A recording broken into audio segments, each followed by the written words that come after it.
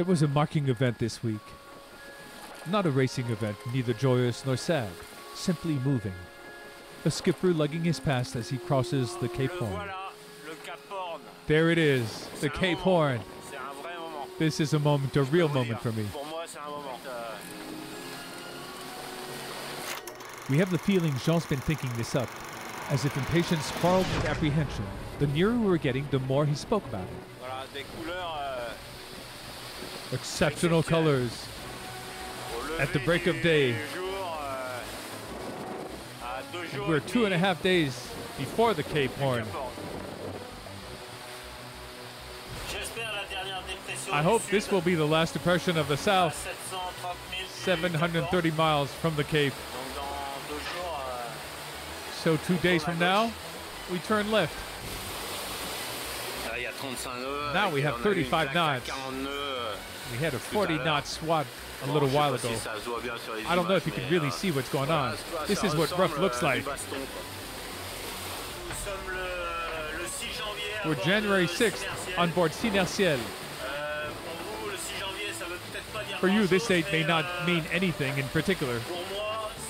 But for me, well, I capsized with VM Matériaux, and Vincent came to my rescue 4 years ago, in zones similar to the ones we're in now. So this is a moment of history, shall I say. I hope I'll pass the Cape Horn in better conditions this time. And on Tuesday, January 8th, he's finally there, and all is perfect. There, this one wasn't snatched, I shall say. So in 1982, I passed the Cape Horn with Eric Tabarly on board Euromarché. In 2004, I was with Bonduel. And in 2008, I passed it again, but this time with Vincent on PRB because VM Matériaux had sadly capsized. And now, in 2013, I'm on board SynerCiel. And I can tell you, I'm happy. There were times that didn't mean as much, but this time, it's great. Feels good. There. It's a place full of history.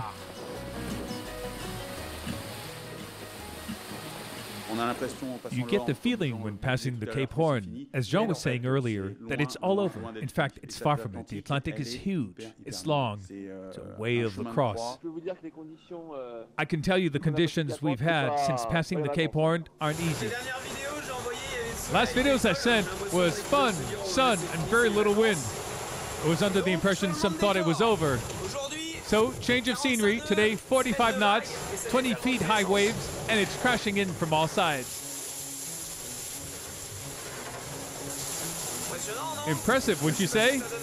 I don't know what it looks like on camera, but believe me, it's heavy duty.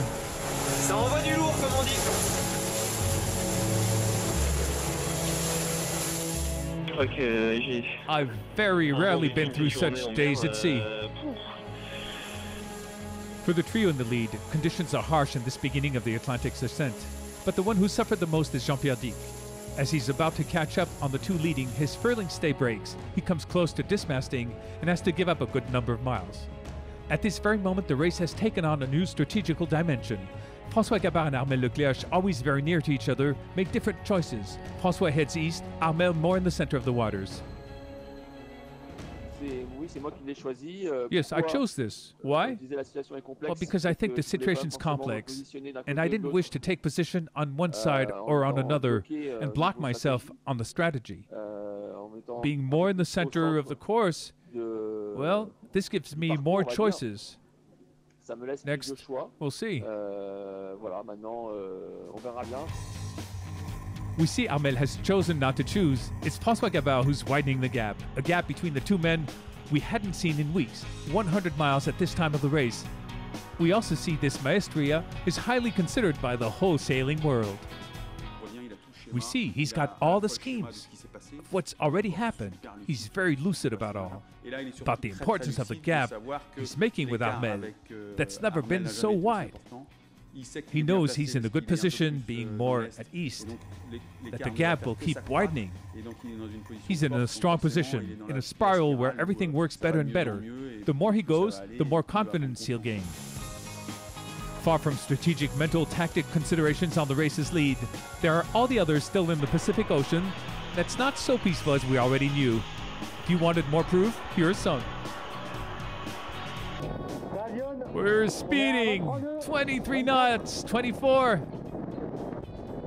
Gotta be careful. So, we're careful. I have the main sheet here. So, if I notice the helm shifts too much towards the left, I ease right off to avoid the boat from keeling over.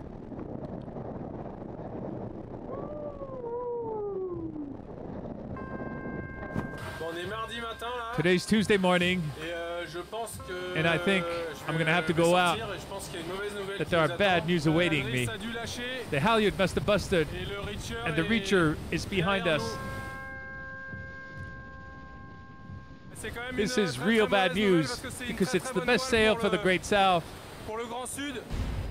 I'll see what can be done to get it back on board. It's going to have to be meter after meter.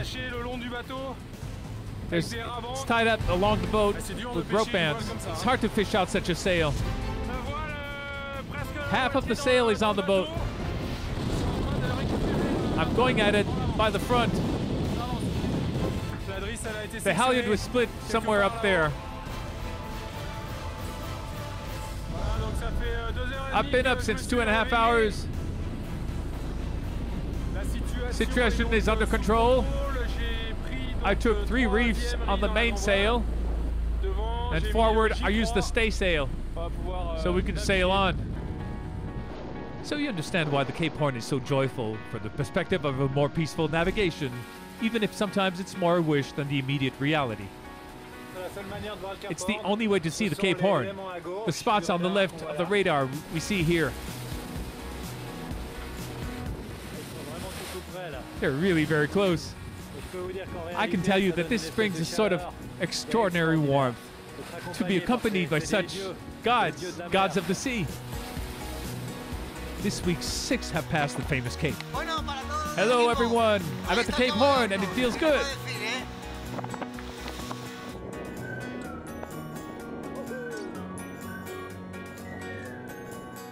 Six, among whom Bernard Stamm, who after the pass sheltered in a bay to resupply with fuel.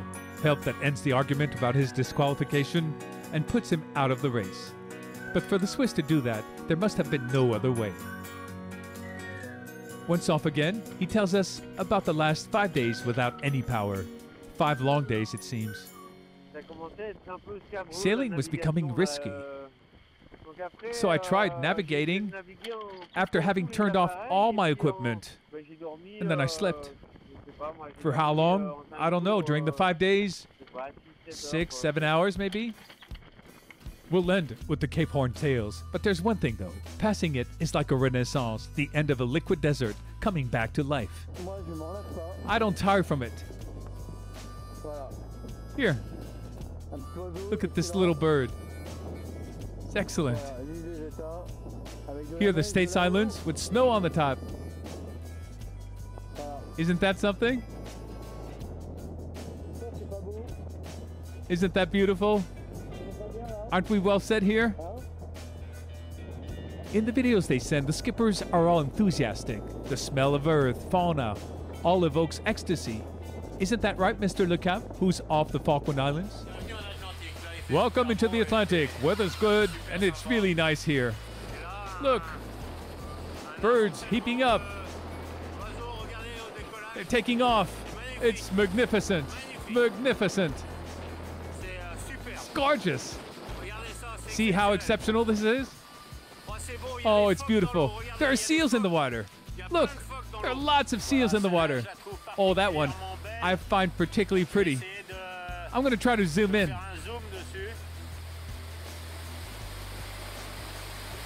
There. She's pure, simple, and so beautiful.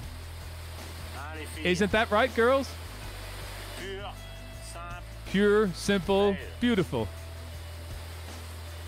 Upon passing the Falkland Islands at the end of the week, Jean Le Cam, the flirt, is fifth, far from the great maneuvers taking place at the lead, where things do happen.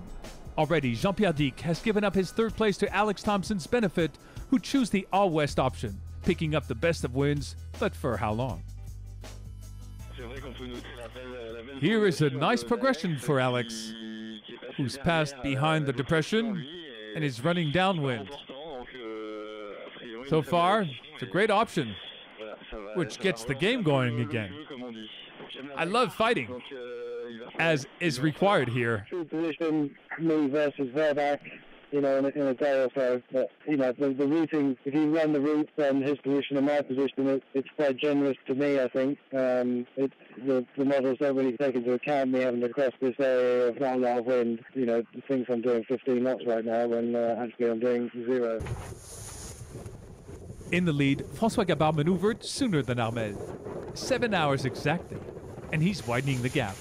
So as you already expect, right before turning on the camera, he's got his famous smile painted onto the ears. There, we're on starboard tack, heading north. We'll be nearing the equator. There's a little squall, which gives this beautiful light. We're on the wind, a little open, going well, about 15 to 20 knots.